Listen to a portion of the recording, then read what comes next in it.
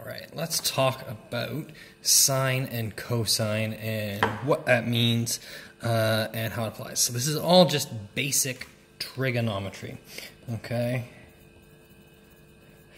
Which basically is the study of triangles, okay?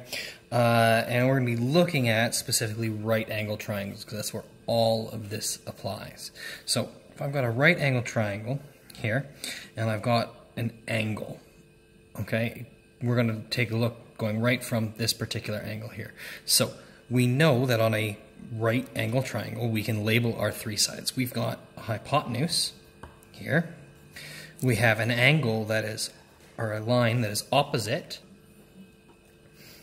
the angle, and we've got some line that is adjacent to the angle or next to it. Okay, so what we've found is that we can look at these triangles based on ratios. And when we have some angle theta, we say that the sine of an angle is equal to the ratio of the opposite side to the hypotenuse. Okay? Whereas the cosine of that angle is the ratio between the adjacent side and the hypotenuse. And there's another one, the tangent, which is the ratio of the opposite to the adjacent side. Okay, you remember that SOHCAHTOA. Okay, I always use that. I still use that even many years into this, and many years having done this. I still use SOHCAHTOA to remember what everything is and to label it. Now, what I mean by the fact that it's a ratio is that for this angle theta, which in my case is actually 30 degrees, is that if I made my triangle, if I made my hypotenuse bigger, and I've got some new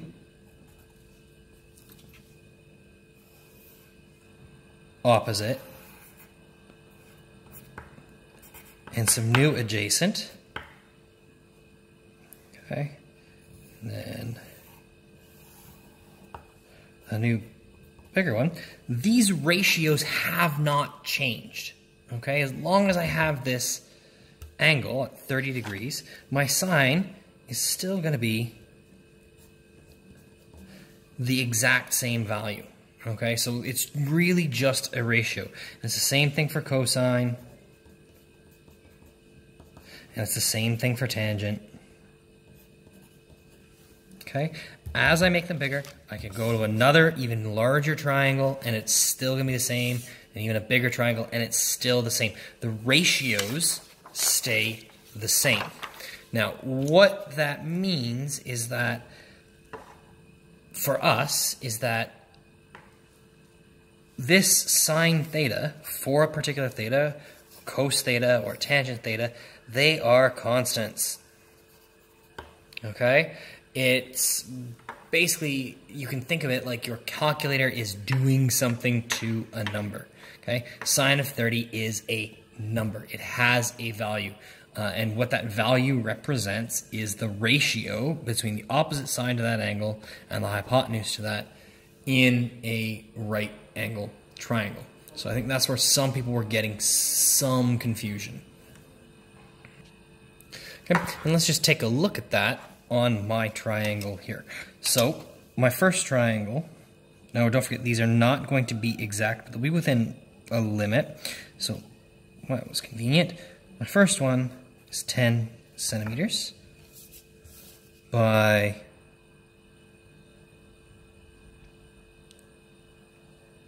5.6 centimeters by 11.5 centimeters. So, for that, and this is 30 degrees because I used a 30-degree triangle to make it. So, sine 30 equals 5.6 over 11.5. Okay, and that is equal to 0.487. If I do my bigger triangle,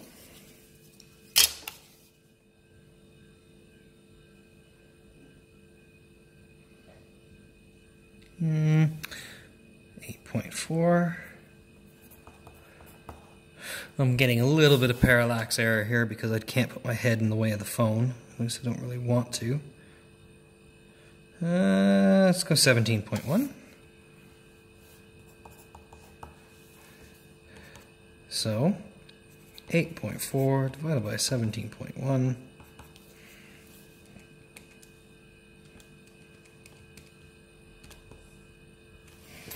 And 0.49, which this rounds to 0.49. So they're really, really close to the same. So my triangle is growing as I would expect it. Now, with a calculator, if I know it's got 30 degrees, okay, for this kind of calculator, I'd go sine of 30 equals, and 0.5 is what I'm supposed to get. So both of these numbers are pretty close, given that I'm using a triangle graphical method. There's mistakes being made when I'm measuring, there's mistakes being made when I drew it, all this kind of stuff. Is that exactly 30 degrees, etc., etc., etc.? So I'm well within my tolerances, and if I rounded both of these, they both round to 0.5. So the key is just remembering that sine and cosine are just talking about ratios for a particular angle, and they just have a value. They are a number.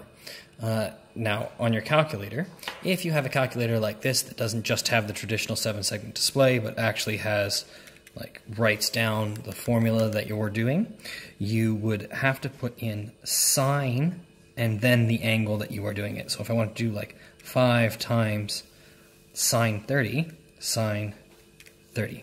Okay, so I would type in sine first and then put in the 30, and my calculator will give me the right value. If you have a different kind of calculator, like this one that just has a regular 7-segment display on it, you have to do 5 times 30 and then push sine. Ugh. And make sure you're not in radians, make sure you are in degrees. Mode. Yes, okay, so we're in degrees. 5 times 30 sine. So on a calculator like this, as soon as you push the sine button, it applies the sine function to the number that you've got there. I don't recommend this kind of calculator. I strongly recommend a proper scientific calculator.